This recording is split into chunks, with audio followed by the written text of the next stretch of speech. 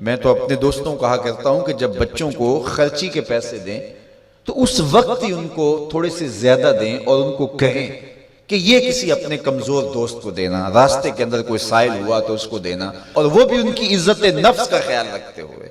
یہ جو نمائش کا جذبہ پیدا ہو گیا اور یہ جو سیلفی کا زمانہ آیا، اور اس نے تو رہی صحیح کسر ہی نکال دی۔ وہ کسی زمانے میں کہتے تھے نیکی کر دریا میں ڈال، اور پھر وہ زمانہ آیا کہ نیکی کر اخبار میں ڈال، اور اب نیکی کر فیس بک پہ ڈال۔ اب تو وہ تقوی، وہ جو للہیت، وہ تو ختم ہوتی چلی جا رہی ہے۔ آج کل وہ اجتماعی شادیوں کا ایک رواج پیدا ہوا۔ ایک دفعہ مجبور ہو کے مجھے کہیں جانا بھی پڑا، تو وہ میرا پہلا اور آخری موقع تھا۔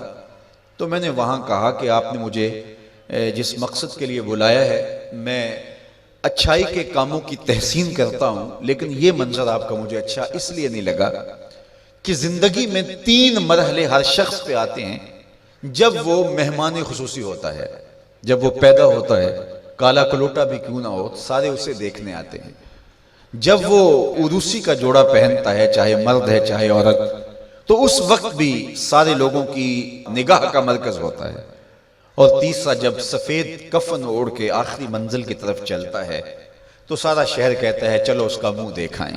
بلکہ اس کا یہ پروٹوکول ہے کہ امام کعبہ بھی ہو تو وہ پیچھے کھڑا ہوگا، اس کے جنازے کو آگے رکھا جائے گا۔ یہ اس کا اعزاز ہے، یہ اس کی تکریم ہے۔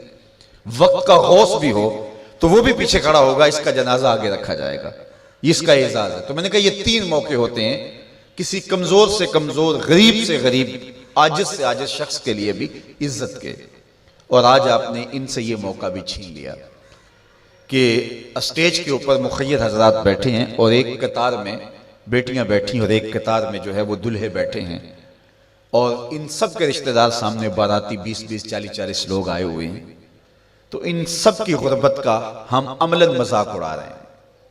آج یہاں میں کسی کے چہرے کے اوپر خوشی نہیں دیکھ رہا۔ اگر مسکراہٹ ہے تو وہ مصنوعی مسکراہٹ ہے۔ کاش کہ ان کے ماں باپ کے گھروں میں جا کر کے تنہائی کے اندر ان کی مدد کرتے، اور یہ بیٹیاں اپنے گھر سے نکلتی اور ماجرا ہوتا۔ اب ان کی غربت کا گواہ آپ نے کتنے لوگوں کو بنایا، اور صرف اپنے اشتہار کے لیے۔ تو یہ مزاج پیدا کریں، عزت نفس نہ کسی کی مجروح ہونے دیں۔ سب سے قیمتی شے انسان کی عزت ہوتی ہے۔ کبھی آپ نے دیکھا ہو بارش پڑی ہو اور کیچڑ ہو اور کوئی بندہ پھسل کے گر جائے تو وہ بعد میں دیکھتا ہے کہ مجھے چوٹ آئی ہے کہ نہیں، پہلے یہ دیکھتا مجھے کسی نے دیکھا تو نہیں۔ اس کا مطلب یہ ہے اس کو اپنی جان سے عزیز اپنی عزت ہے۔ تو مت کسی کی عزت پہ انگلی اٹھائیں، مت کسی کی تذلیل کا سبب بنے، مت کسی کی رسوائی کا ذریعہ بنے۔ لوگوں کو عزت دیں۔ جب تک غلامی موجود رہی، حضور نے فرمایا کہ جو خود کھاتے اسے کھلاؤ، جو خود پہنتے اسے پہناؤ، وہ تمہارے بھائی لگتے ہیں، ان کے ساتھ حسن سلوک کرو۔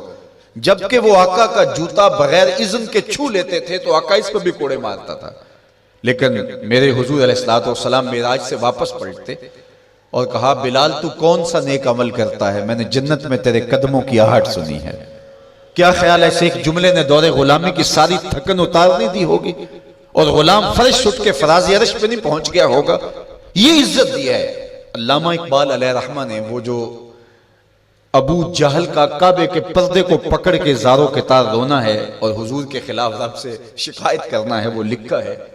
تو اس میں جو شکایتیں لگاتا ہے ابو جہل کعبے کے غلاف کو پکڑ کے، تو اس میں ایک شکایت یہ لگاتا ہے کہ از محمد سینہ ما زار زار، ہمارا سینہ بڑا دکھی ہو گیا ہے، اس شخص نے تو ہمارے نظم کو خراب کر دیا ہے۔ با غلام خیش بر یکخان نشست، یہ جو دین لے کر آیا ہے اس دین کے اندر یہ سبق ہے کہ غلام اور آقا ایک دسترخوان پہ بیٹھیں گے، اور اگر غلام اور آقا ایک دسترخوان پہ بیٹھ جاتے ہیں تو پھر کہاں گیا ہمارا قریش کا سردار ہونا؟ تو یہ تو ہمارا سب سسٹم تلپٹ ہو جائے گا۔